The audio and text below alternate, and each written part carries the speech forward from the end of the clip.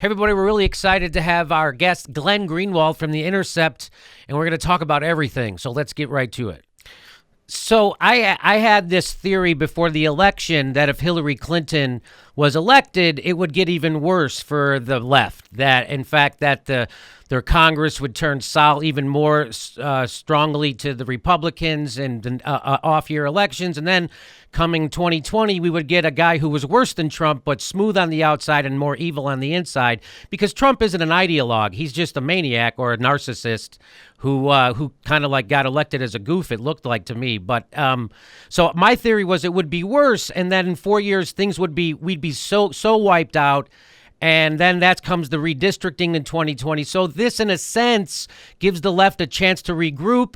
It pulls the ugly face off of neoliberal policies. So now everybody can be upset at the stuff that we've already been doing under Barack Obama. Like if it was, I think if it was Donald Trump who did Libya and then is doing Syria and all, I think people would be more upset. If it was Donald Trump like that, who was ramping up NATO forces on the Russian border, I think people would be more upset. But so that's what I'm hoping. And do you think that there's any truth to that idea that Donald Trump now because I've talked to people who they go, well, I didn't know who was in Barack Obama's cabinet, but I know every appointment that Donald Trump is making. So he's being overly scrutinized, and that's a good thing.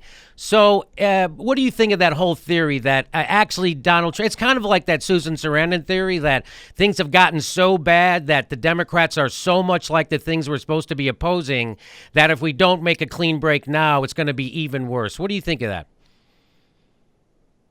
Well, I definitely think that you're going to see something now that you haven't seen for the last 8 years, which is an actual anti-war sentiment among Democrats.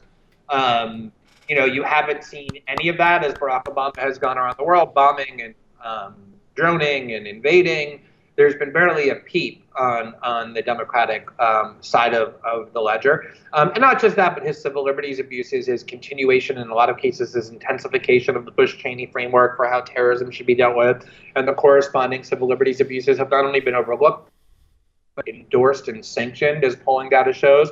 So I think Democrats are suddenly going to rediscover anti-war beliefs. I think they're suddenly going to rediscover their alleged belief in civil liberties. I think they're going to suddenly... You're going to see reemerging this kind of populism. Oh, look, Trump's in bed with corporations and Wall Street, and all of those things that they just kind of put into the sort of a nap time for the last 8 years, because their overriding objective was to cheer for whatever Barack Obama did. The problem is that the problem is twofold with that. Is number one, I saw in the as I went from the Bush years to the Obama years, how worthless conditional or circumstantial beliefs are as espoused by the Democratic Party. It makes no difference if they're only going to have these anti-war, pro-civil liberties, or anti-corporatist views when it comes time to use them opportunistically and politically, but not when it really matters, namely when they can hold their own leaders accountable. If they're just partisan cudgels to beat Republicans over the head with, which they've demonstrated as all they are, I don't really think they have that much worth. Everybody knows that Democrats are going to oppose Trump,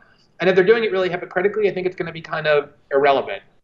The other issue is, I actually worry that first of all, I just have to say that I think, genuinely, I'm not just saying this for effect or to be dramatic or whatever. I actually think that the Democrats have gone completely insane since November 8th. Yes! Like completely divorced from reason, that kind of collective mania.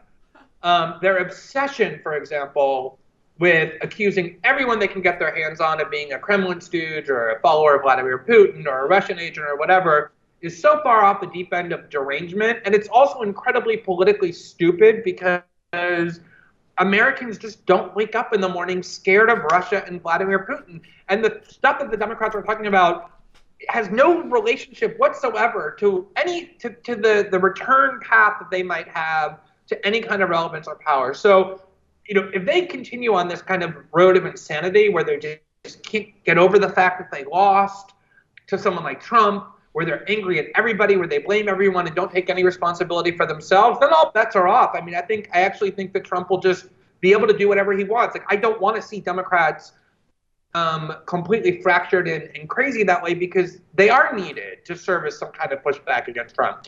So let's assume that they find their way back to something like resembling minimal levels of cogency and reason.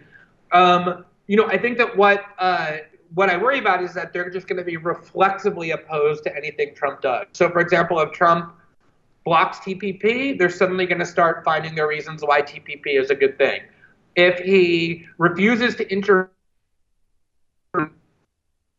they're going to start arguing for intervention. How can you let Syrian rebels suffer under Assad? How can you let the Ukrainians linger without assistance under Putin? They're going to just oppose whatever he advocates. And I think politically he can lure them into terrible positions that way. And I just think substantively they might even get worse because they'll just refuse to go along with the actually good things that he does, regardless of whatever warped or malignant motives he might have for doing them. Yeah, I